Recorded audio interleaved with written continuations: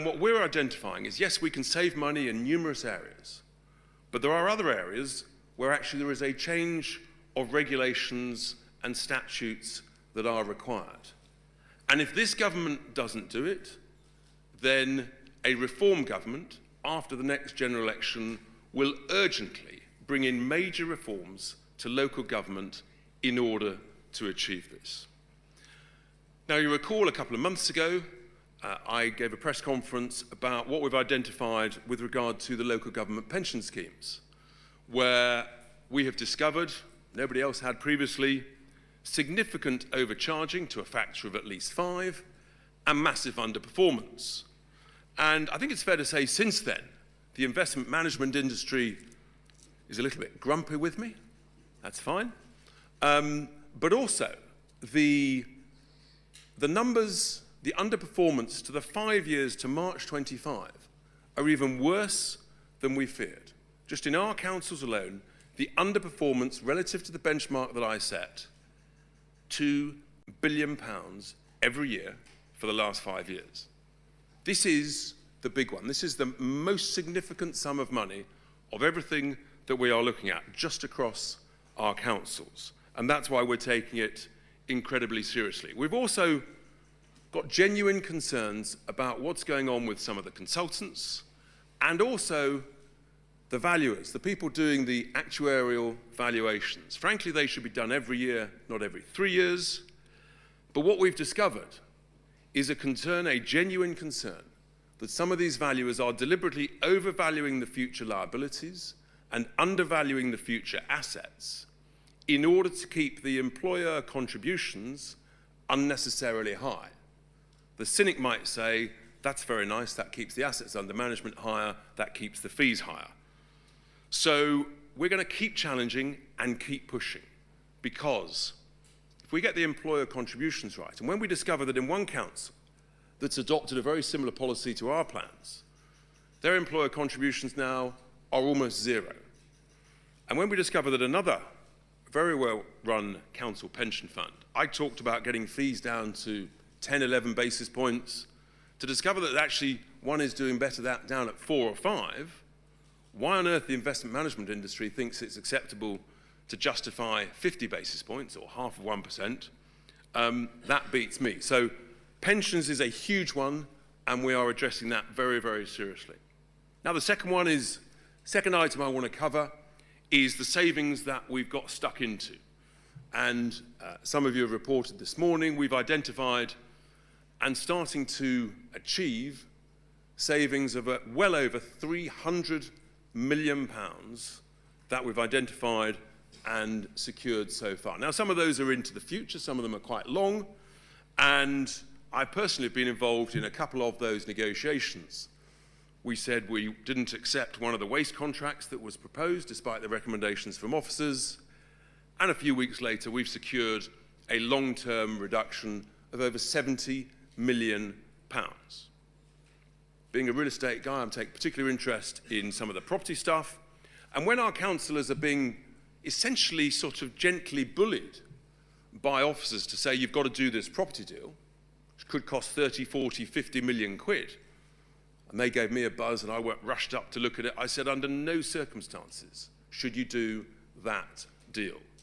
That's the sort of real world, real experience that we are bringing to this space. Whether it's IT contracts that don't need to have 11-year notice periods when you could achieve 3 to 6 month notice periods and the like. We're making major, major renegotiations as contracts come up for renewal. Potholes are incredibly important. 136,000 potholes later, we're very pleased with progress. And that has a real impact, for example, on reducing the claims that councils are starting to pay. So we're making good progress, but there's a huge amount more to do. Some councils have resurfaced or repatched 500,000 square metres of roads and paths. So we are making significant progress. And we're discovering stuff all the time. When we discover that some charities and community interest companies almost have like a free range as to draw down under some framework agreement, 500,000 here, 1 million there, with almost no accountability, no approval process, no responsibility, we're saying, what's going on? Stop. Which brings you on to a thing called delegated powers. We're finding some officers, they have these large delegated powers, £1 million plus, plus, plus, and they sort of view council as like cherries on the cake, just be sort of waved at and patted on the head occasionally. That is not acceptable. We are negotiating hard on behalf of the taxpayer. And the third key item I want to raise this morning is the really, really important and difficult issue of SEND, special educational needs and disabilities for children. This is actually, it goes to the core of who we are. And actually for me, it's also quite personal. A very dear friend of mine who had not one but two children in a wheelchair, the struggles that he had and his wife to secure the provision that they obviously needed was extraordinary. And in my own extended family, young lad at primary school, told he would need a bit of extra support, and he got that at school. He was never going to be an Oxbridge candidate. Didn't go to uni, was done brilliantly, fantastic job, doing well. To be told by a psychologist in your early 20s that you've got a problem, that you're labelled, that you need to take medication is frankly, and that medication might be for the long term. I think that's outrageous. And what is going on is that SEND is in crisis. And I've been specifically asked by council officers, directors of services, to tell it as it is. We all want the very best provision for the most deserving. I reiterate that absolutely. But there is a crisis of overdiagnosis of children with neurodiverse issues. And you can come up with all sorts of new labels. But when you hear that EHCPs, educational health and care plans, are 3 times the level they were 8 to 10 years ago, and that they're increasing in many councils now by between 8 to 10% a year, you say, hang on, our beloved children, they are not 10% more in need every single year. Basic common sense tells you that. So you say, what is going on? What is going on here with this overdiagnosis? And there's a whole bunch of factors. But the state and all of us, we're all suffering. In a sense, we're being sort of, in inverted commas, we've been given a bad deal. But the people who suffer the most are the children. Since the Children and Families Act 2014, well-intentioned, we've no doubt, outcomes have got worse, in particular for the most needy. Think about that. 10 billion a year and counting and rising, and your outcomes are getting worse. And you get a situation where, in a sense, you've got taxi firms making off like bandits. I discovered a taxi firm, not in one of our councils, with a 4.2 million contract and only 10 drivers, apparently. Nice work if you can get it. Or they're not telling the truth. When you've got educational therapists and psychologists, they're doing so much reviews and assessments and reports, they actually haven't got time to do the intervention and the thought and the support and the therapy. That's coming from the Association of Directors of Children's Services. You know, this is seriously going wrong. And the government has announced a supposed white paper, but it has been delayed and the can has been kicked down the road. And one of the key issues here is these EHCPs. Middle-class parents are playing the game. In order to save the VAT on independent school fees, if you get an EHCP, you don't pay the VAT. So they're employing solicitors in order to file their claims. You've got other parents. If you get an EHCP, you qualify for PIP, which qualifies you for a motability vehicle. 3 years free insurance, servicing and recovery. That sits on the drive whilst you demand a taxi to pick your child up and take it to school. This is insane, and we have to call it out. No doubt there'll be a torrent of abuse pouring in, that's fine. Compared to net zero and Brexit, it is nothing. But we just have to be honest with people about what's going on here. It's just not fair. And it's not fair for the children most in need, who are not getting the provision they require in the speed they require it. And when I talk to the experts and teachers, they tell me children don't need an EHCP report every single year that might cost between £2,000 and £4,000 each one. You do the maths on 9,000 EHCPs in one council, it's 25 to 30 million quid. It only needs to be done once every key stage. This is serious money, and it's not going in the right place, and the outcomes are getting worse.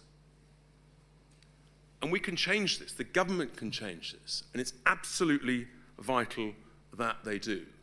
And in a sense, they have our support.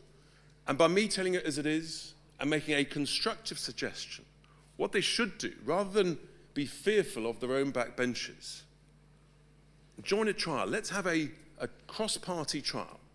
You could take 1 or 2 councils that are led by each of the parties, and you could say for a year or 18 months, we're not going to do annual EHCP reviews.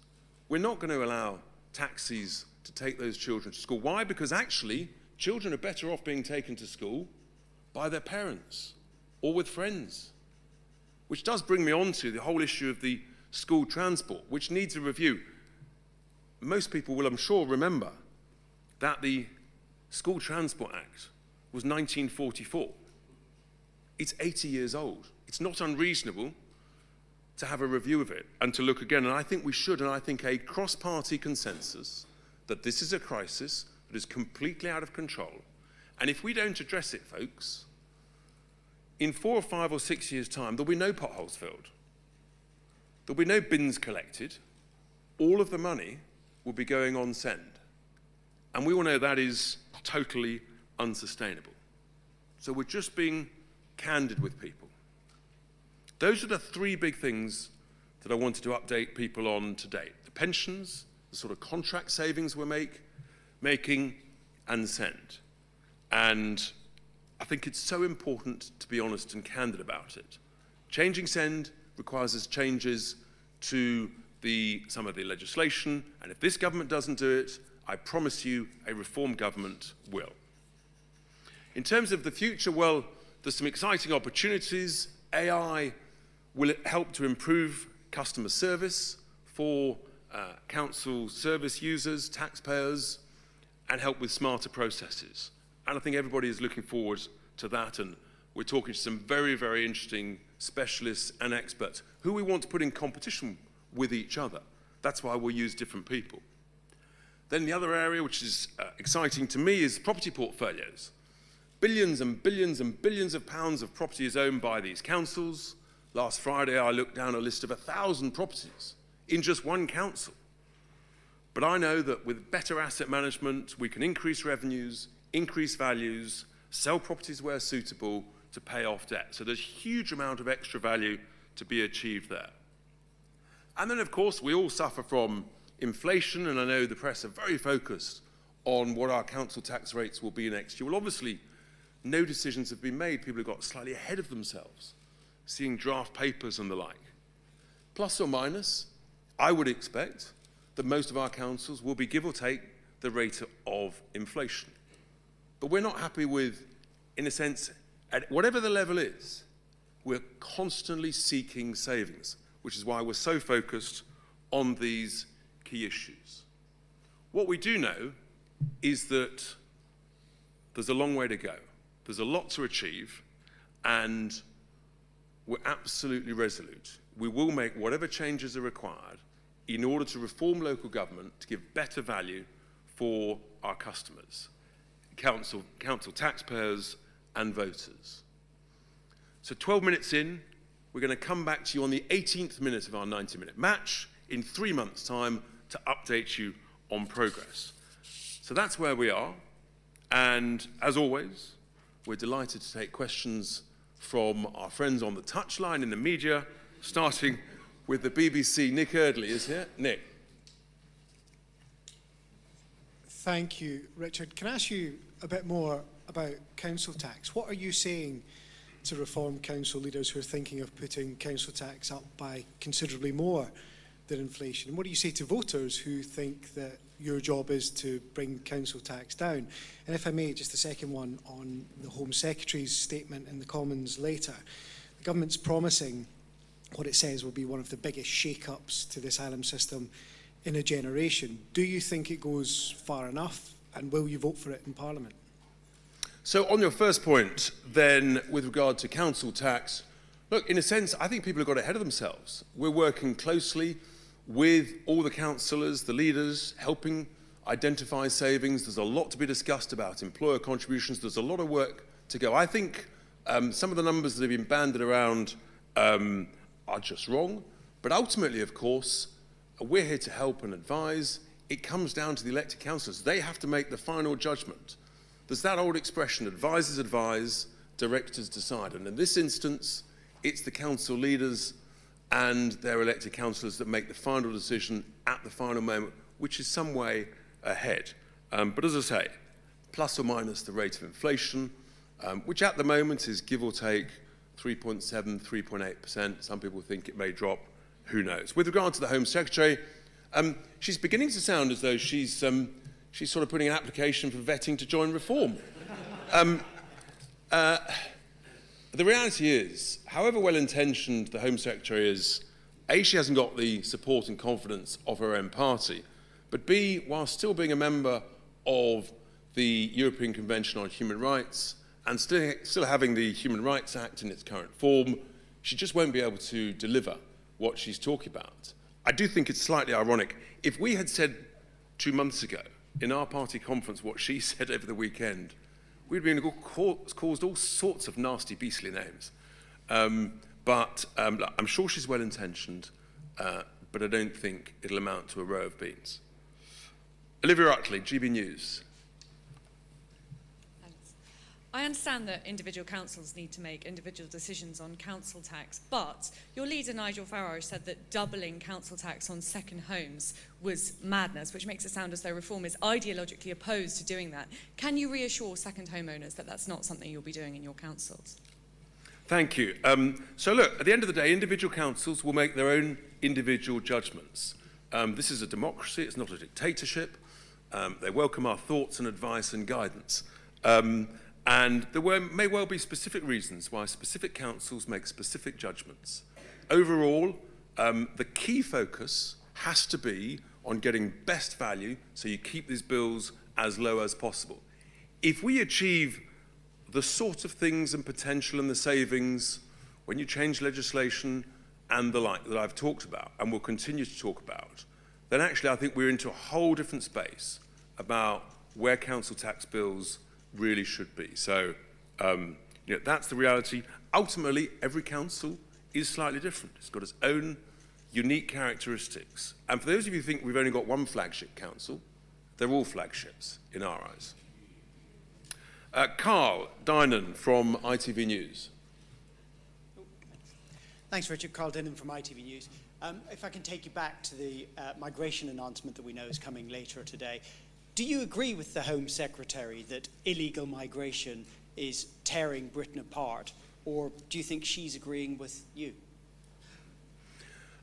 Well, I think she is talking the language of concerned Reform voters, members, and elected representatives. And she's reflecting the concern. If you if you talk to anybody on any high street up and down the country, they are deeply, deeply concerned about illegal migration, the scale and speed of legal migration, and the scale of illegality and criminality on every high street. And the BBC did a splendid job following up what I said 3 years ago about Turkish barbershops and money laundering on our high streets. And it's of a colossal scale.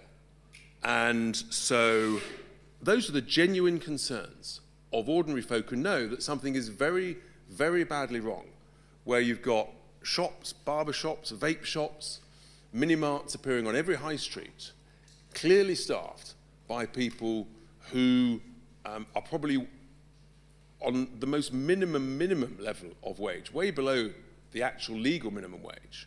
and that's of concern to everybody. And when there's no customers going in, you think, how can it stay afloat? So, yeah, it's a real problem. It's a real concern for everybody. Rob Powell, Sky News. Hi, thank you very much. It hasn't been smooth sailing in all of your council areas. I wonder why you think you've lost quite so many councils in Kent. I wonder if the leader of Kent might like to comment on that as well. And just on migration, what the language we're getting from the Home Secretary is a lot tougher than we're used to from this Labour government. Are you a bit worried that this new hardline Home Secretary might succeed? Has she shot your fox? Thank you. So look, with regard to councillors, look, councillors come and go. We've welcomed lots of defections to reform from all over the place, but ultimately, people have to abide by our principles and our values, and we are a team. We're a large family, and like all families, we have our debates, our discussions, our excitements, but those are always best played out behind closed doors. And when you've got 1,000 councillors, give or take, or just under, stuff will happen. But when you look at the results we're getting, as I mentioned last Thursday and week in, week out, I think the voters are speaking at the ballot box. They want more reform, not less reform. With regard to the Home Secretary, we wish her well on behalf of the country. Migration, illegal migration, is the #1 concern, without question. Has she shot our fox? No, far from it. What we've done is we've essentially become the mainstream of the debate, and they're all trying to play catch-up. But we're still the most trusted party under Nigel's leadership with regard to migration, because actually we're the first people who have the courage to talk about it. And I think we've got a track record of being seen to do what we say and have confidence. So there's a long way to go.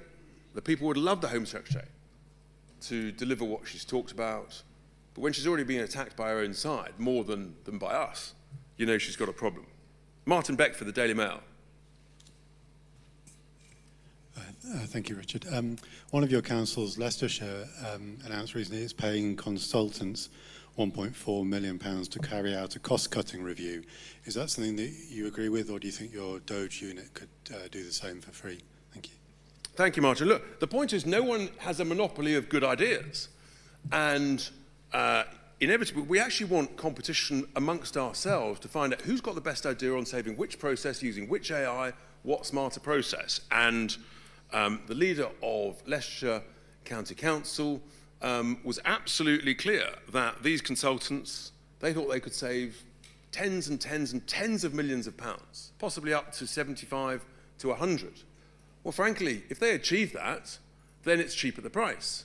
If they fail, then there is a very substantial rebate. So, I think, in a sense, that's what it's all about. We'll do great work internally, we'll bring in consultants, and that's where we're going. So, we wish them well. And there are many other consultants who are approaching us, as you can imagine, and in a sense, it's a case of choosing who do we think is actually going to deliver. So, the Telegraph, Tony Diver.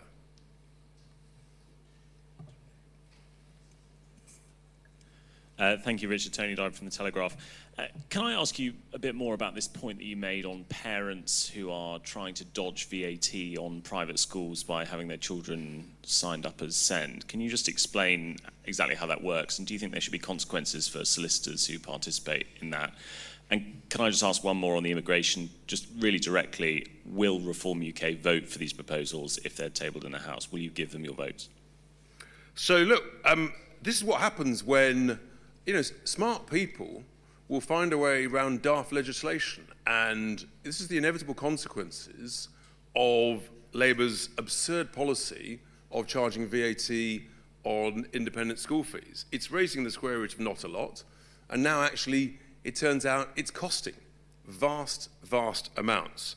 So the best thing the Labour government could do, alongside other reforms to send, is to scrap VAT on school fees, which is not generating anything. It's imposing greater pressure on schools and greater pressure on the SEND system. Look, with regard to the Home Secretary's proposals, let's see what is brought forward. I mean, who knows? She might need our support to get it through. Christian Calgi from the Express.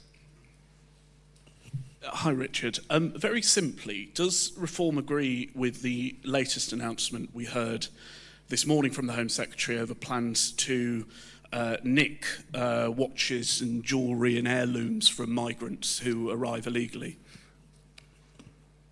Yes, I mean, I don't know whether that's been properly reported or what. I think what people's overriding concern is if someone can pay a couple of £1,000s to a people smuggler to get a boat to enter this country illegally, I mean, bluntly, why should the British taxpayer pay any legal aid to them? You know, they've broken into the country. If they've got that money to pay a people smuggler, well, then they can find a friendly lawyer or a nice charity who will do the work for them. Why should the taxpayer pay? It's not right. It's costing us an absolute fortune, and it's the most needy in British society who suffer the consequences. Ted Hennessy, PA. Hello. What can reform do to tackle what you describe as the colossal overdiagnosis of children with conditions such as ADHD? Thank you. Yeah, thank you. So from the experts and the teachers that I've spoken to and the officers, the best thing to do actually is to push it, almost all of it, back to the schools. The schools know best, the teachers know best, and to stop labelling people. Just say, you need a bit of extra support. You might need a bit of extra time. You've got to the mad situation now where children who don't have any form of label are now starting to feel left out. They're feeling that, in inverted commas, they're the normal minority. This is insane. And that it's becoming a sort of school joke. And I'll just raise one more point. The sight of children in classes wearing ear defenders, I'm sorry. This is just insane. It's got to stop. The teachers want it to stop. The heads want it to stop. It's not the right way forwards.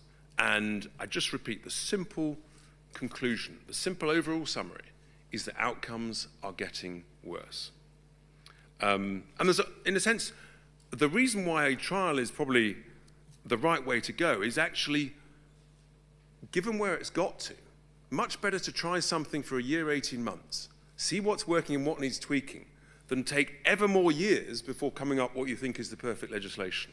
And that's our offer to the government. Noah Keat at Politico. Thank you very much. Along with SEND, clearly another huge part of any council's expenditure is social care. How optimistic are you about the Louise Casey Commission on adult social care being effective and being successful? Clearly there have been some cross-party talks at a national level. Do you think they can work any further, or will, like lots of these cases, it get kicked down the road?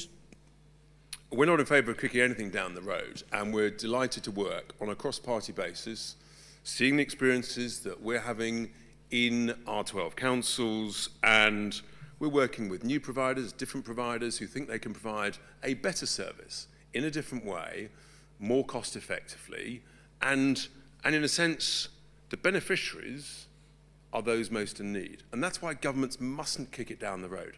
Try things, do things differently, welcome new ideas, changes to practice, smarter processes. All these things are what's needed, and I think what voters want. They don't want things kicked down the road. Lucy White, Bloomberg. Thanks, Richard. Given that some of my colleagues have already alluded to that you have faced hurdles with the Doge experience so far, how much do you think, and what lessons do you think could be transferred from your local council experience to if you were to face these same issues at a central government level? And how might you combat some of the backlash that you're likely to face at a central government level to making those same types of cuts and savings? Thank you. Well, look, we are, at all stages in life, we never stop learning, and we should have the courage to accept that, and we're learning those who are being enormously helpful and those who might have a little more sort of, shall I call it, questions. That's fine. And I think that as we keep making progress, if we do what we're intending to do, which is provide better service, better value, then more voters will vote for us, and ultimately a general election that we intend to win and win big, then all of those in the public sector need to recognise that's the will of the people. And we can't carry on like this. I mean, I talked earlier about councils going bust. The country is going bust. We've got no GDP growth. We've borrowed 100 billion in 6 months. The bond market's pretty upset last Friday when they realised that the Chancellor has not a clue what she's doing and how to create growth and how to stop spending.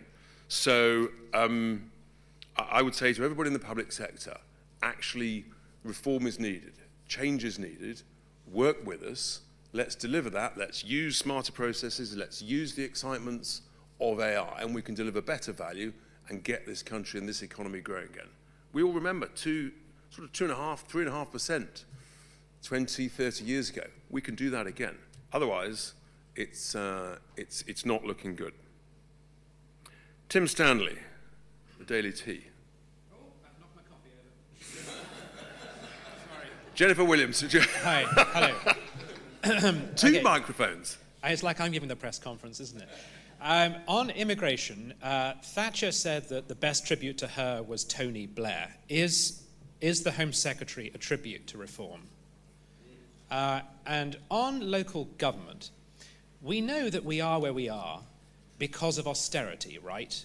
Because of cuts made by the coalition government, by people like Danny Kruger over there, that starved local government of money, and also because there were restrictions placed upon their ability to raise tax. So, given your experience of local government, given you can see the squeeze on things like social care, will you repudiate austerity economics? And if you're elected to national government, will you do the obvious thing and give more money to local government to help them to look after their people? So with regard to your first point, look, ultimately, let's see what the Home Secretary delivers. But, you know, copying is the greatest form of flattery. And we like to lead fashion, we don't follow it. And I think that's what the Home Secretary is doing. With regard to the councils, absolutely the opposite of your diagnosis, which is totally fundamentally flawed. It is just the callous waste of money on processes and things and reports and reviews and assessments that are not needed. It is the issue of gold-plated defined benefit pension schemes that we have to have an open, honest discussion about for future employees. You know, we're in danger of the whole UK economy becoming an unfunded pension liability with flaps. We just don't need to do a whole bunch of stuff that is being done. And that's how you make progress in the private sector, when you eradicate unnecessary processes, unnecessary cost centres, then all of a sudden you find actually you don't need to charge as much for a better product. And I mean, just imagine if we could go back to weekly bin collections. Instead, we hear from councils that they've got to do new food collections with a new different bin, which may well require a different lorry, at the tune of hundreds of millions of pounds. Is that going to improve our bin collections? I'm not really sure. So it's like the enhanced packaging tax this November. It's absurd. It's totally unnecessary. All of these things, scale it back, do what needs to be done, and do it well, do it properly. So I hear the question, but your diagnosis is 100% wrong. Jennifer Williams, the Financial Times. Hello, thanks. On SEND, I wondered if you could just provide a bit more detail about what reform would do to reduce the overdiagnosis of conditions like neurodivergence, and would that include repealing national legislation that has sort of helped lead to an increase in ECHPs?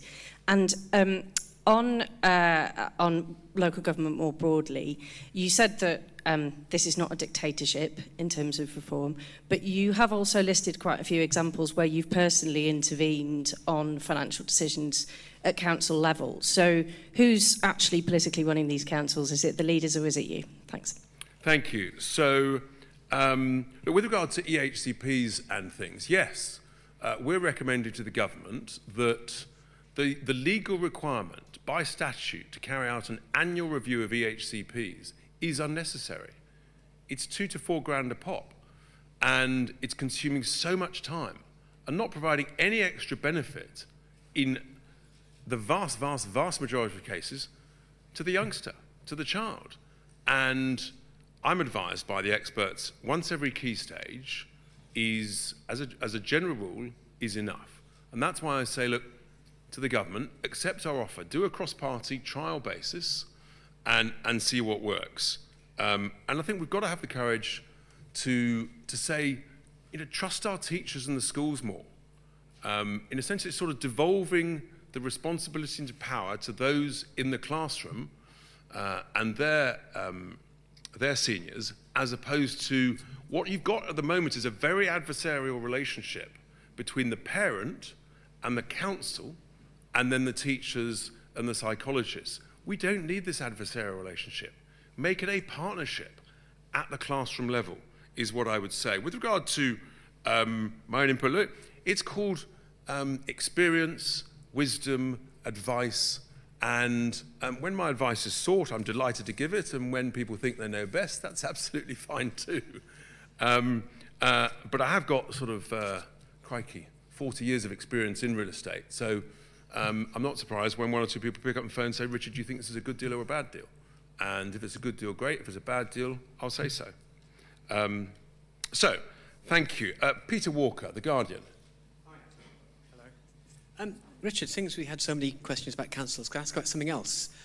The new head of your student organisation, the former academic Matthew Goodwin, has argued repeatedly on X that people from minority ethnic backgrounds are not necessarily British. He's defended this to us and said he completely stands by that point of view. This is a sort of view which was normally associated with the far right. Nigel has had a very close firewall on people and views of the far right, keeping out of his organisations. Has that now gone, or do you agree with Matthew? I just think your assessment is completely wrong. Matthew is putting out some really important messaging. You may or may not agree with all of it, any of it, or none of it. But that's the joy of free speech, that's the joy of challenge. And the very fact that reform has moved the whole debate on illegal immigration, legal immigration, shows that actually we're in touch with the wishes of the people. I know people have to sort of, all these sort of smear labels. I just think the message from the voters, voting for us in record numbers, tells a story.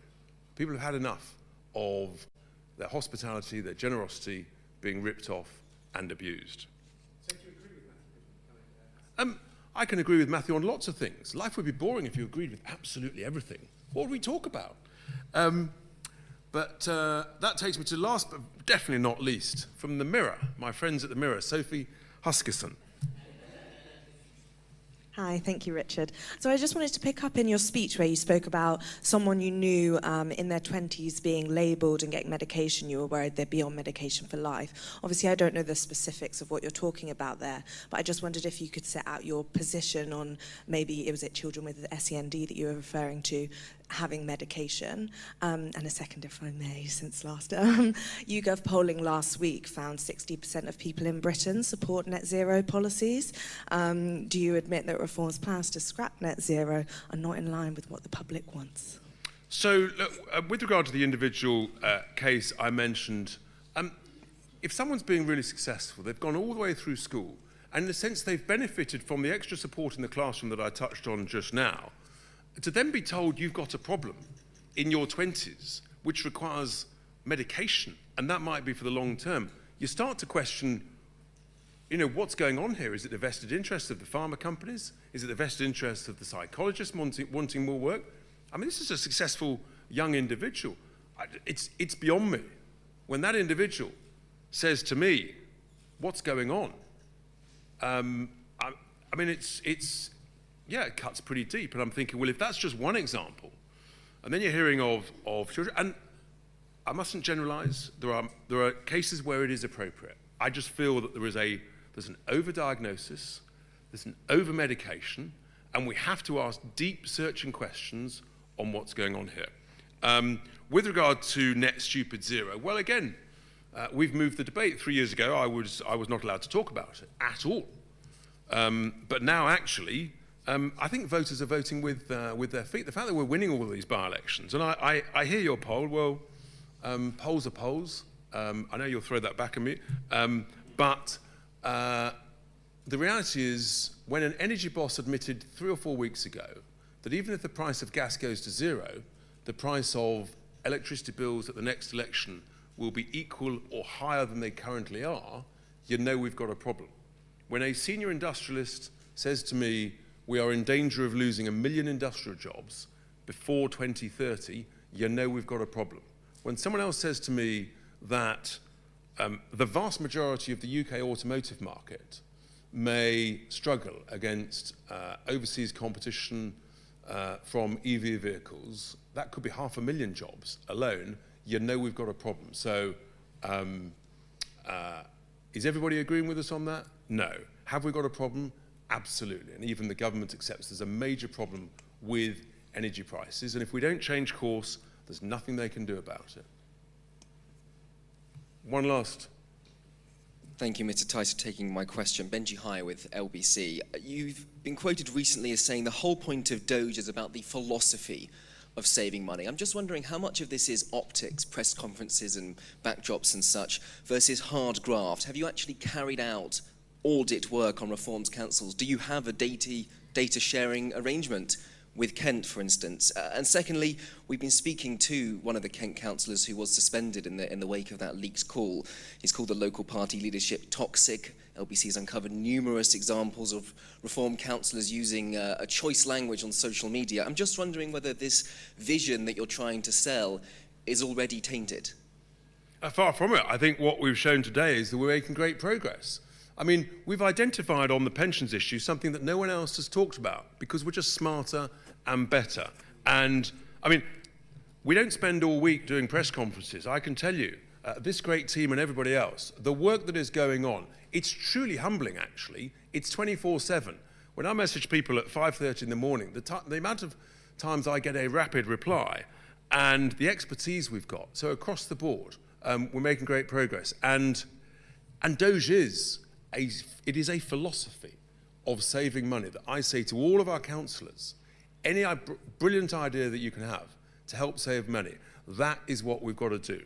And with regard to those who've left our family, it's probably not surprising they might have different views and words, and that's fine. That's the nature of it. Politics, it has its joys, its excitements, and occasionally a bit of rough language. You experienced that on the football pitch as well. Thank you very much, everybody. Thanks for being here.